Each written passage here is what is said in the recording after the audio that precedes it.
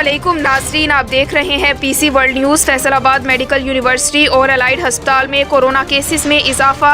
महकमः सेहत ने इंतज़ामिया से माइक्रोसमॉर्ट लॉकडाउन की सिफारिश कर दी। हमारे रिपोर्टर अब्दुल हमाद की तफसीलात के मुताबिक फैसल आबाद मेडिकल यूनिवर्सिटी और अलائइड हस्पताल में कोरोना केसेस में इजाफा हो गया। महकमः सेहत ने इंतज़ामिया से माइक्रोसमॉर्ट लॉकडाउन की सिफारिश कर दी। मेडिकल यूनिवर्सिटी और नर्सिंग हॉस्टल में माइक्रोसमॉर्ट लॉकडाउन नाफिज किया जाए। कोरोना केसेस बढ़ने का खदशा है।